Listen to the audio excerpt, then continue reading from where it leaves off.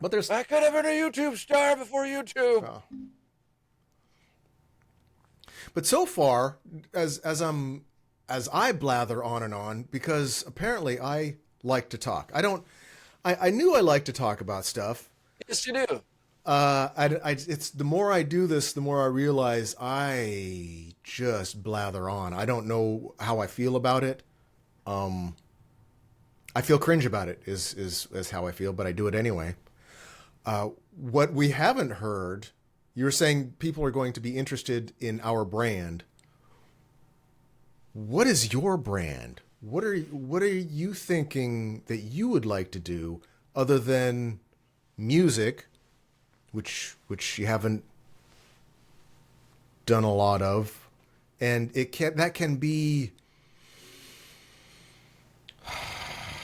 problematic. There's a lot of because there's always the trope, the guy that brings the guitar to the party. You're like, oh god, it's that guy, right?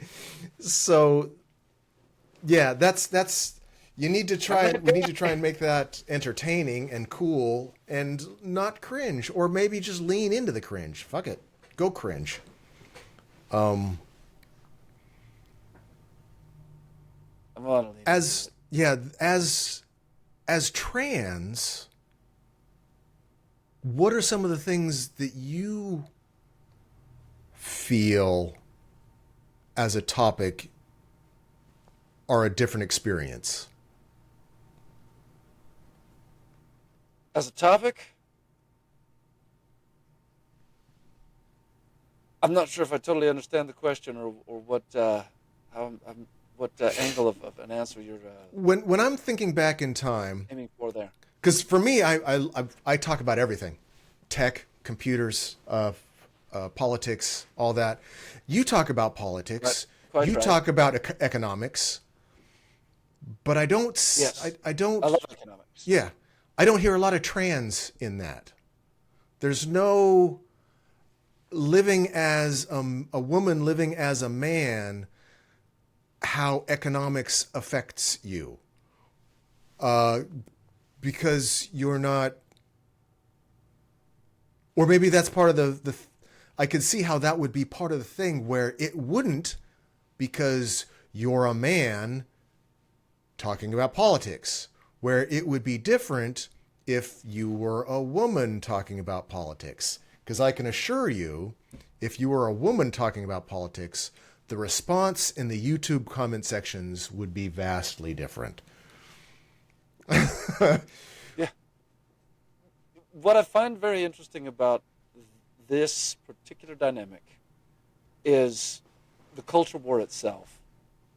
One of the one of the angles about the culture war most recently, at least I think it's fairly recent, is a lot of girls that are I'm talking about actual females now that are deciding that they don't want to embrace feminism, that they want to become trad wives, traditional wives, and they're finding guys who are wanting to be traditional husbands, and maybe even explore the notion of being a stay at home mom. Now, in terms of where this is impacted by the culture war, is that these girls who want to be trad lives, or even just live the soft life, as that's the other one, Right. is they want to live the soft life. Um, if just in case you're up on that, I'm if that totally. person you are, I am totally. I've been following. yeah, I'm red pill adjacent down to the core lately. yeah. These girls, the soft girls and the trad wives or the trad wife wannabes, are getting flamed hardcore by chicks that are still wanting to push the feminist message, Right. and they say they've internalized the misogyny, that they are, victims, that they don't know they're victims, that kind of a thing, victims of Sure. the patriarchy, they don't know they're victims, or that they've given up on being their true bad bitch self, whatever Right. that is. Boss And bitch. what I find, yeah, yeah, yeah, and what I find so interesting in particular about that dynamic is only because I identify inside as that. not necessarily a trad wife per se, but certainly a soft feminine chick. I identify as that in there. That's inside there. It's a. I look like a puppy on the outside. Oh no, sorry, I got that totally wrong. I may look like a full-grown dog on the outside, but inside I'm still a soft chick. Yeah. So, um, I I have this interesting perspective with regards to that, and at the same time, back to culture war uh, stuffs. There's all of the LGBTQ and on people that are, or at least people that are identifying as that are also pushing this kind of a message that is, I don't know. Back in the day, we called it alternative lifestyle. Today, it's more of, I don't know what to call it at all other than LGBTQ, and it's its own thing, and No, it's no, they such call it a woke. thing. Yeah, that. The woke There you go. lifestyle. There you go. Yeah, and I don't identify with that at all. Not even hardly a little bit. And I'm outspokenly. I don't want to say right wing necessarily. I don't really Conservative. say that, but we could Yeah. certainly say conservative with regards to, uh, you know, economics and politics and whatnot. Even though that also has its own connotations of involving religion, and I'm not religious at all. So Religion as tries to put its as fingers in everything. yeah, I fall into a whole little different niche that I do. I see people on occasion in this place where I'm at. Even sometimes I see T people in this place where I'm at, sort of, kind of, or adjacent, and sometimes LGBTQ, LGB, I should say LGB, but it's rare, and most of the time, you know, people are blathering on about LGBTQ, and they think that I identify as that, and they lump me in with that, and that's not me at all. So with those two dynamics, the LGBTQ and the trad soft feminine thing, those two dynamics together as part of the culture war, I find are where my voice, I think, is different, and that's only because I've got perspectives that I don't hear a lot of other people. In some of them, I don't hear anybody, but I don't hear a lot of other people espousing. And they need to be put out there. These ideas need to be out there Sure. so that they can be weighed and measured and fed back to me, weighed and measured, so that I can go, okay, well, I'll disavow that idea now that I've got it weighed and measured. Or it'll be adopted by somebody else and be, okay, so this is something, if it's a good idea. Marketplace of ideas, and we've got to put our thing in there. Eh, We're putting our ideas into the marketplace of ideas. That's what this is about. And hopefully we won't have to do it in code too much. Not too much code would be good, but if at the first we code, then well, Yeah, go back to Terrence Popp again. That guy was telling you about the redonkulous.com, the ex-military, or no, I shouldn't say ex-military. He is retired military, so but he still embraces military in a big way, right. and that's great. In fact, one of these days on camera, maybe even today, I can go through my own journey and epiphany to the military as an institution, because even that I think is good.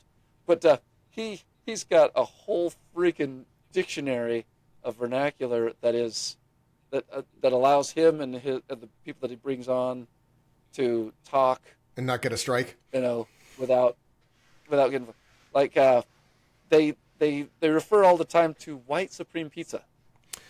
Gotcha. Gotcha.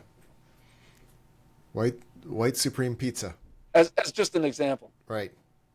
So if I was just real quickly to go Yeah. delve into this concept, you can make this its own episode, and you can pull me with this. I may have told you about this before, but this I think is worthy.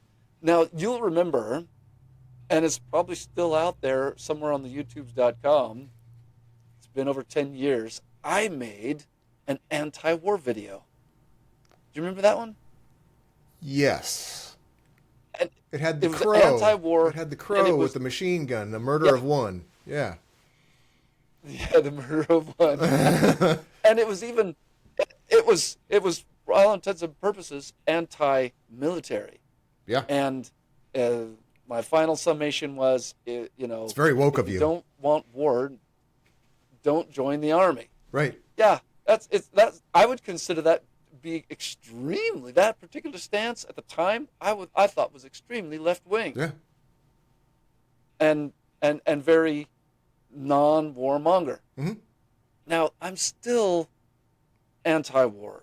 I don't like war. Who does? That's Nobody not a thing. does. But Weapons right, manufacturers do, but but I have right. I've softened a great deal towards the military.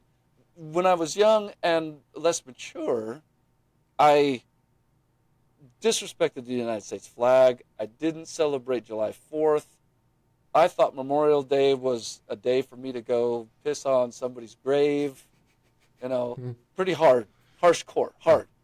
And I thought that I had classified the people who joined the military as either, sad cases who were involuntarily drafted against their will, or at the worst, sociopathic people that just right. really wanted to get off on killing, and there was probably a spectrum in there, or the mean average of all that would be that they were just dumb idiots. That was what I thought. Now, I don't think that anymore. This is a personal journey that I've been through, and amazingly enough, it has to do with one movie that I saw that changed my view on all of this. Hollywood corrupted No you. kidding. Hollywood corrupted you. Thank you, Mel. Mel Gibson got to me with the story of Hacksaw Ridge. I don't think I saw it. Did you see that movie? No. I'm not a big war movie guy. Hacksaw Ridge is the story about a guy who believed in America. This is during World War II. Believed in America, wanted to serve his country, but was absolutely opposed to violence in every way. And all he wanted to do was go and be in the thick of the battle, be in the real deep shit, as they say during Vietnam. He wanted to be in the real deep shit and perform medical triage. I've seen parts. Yeah, I've seen parts of wounded. it. Yeah.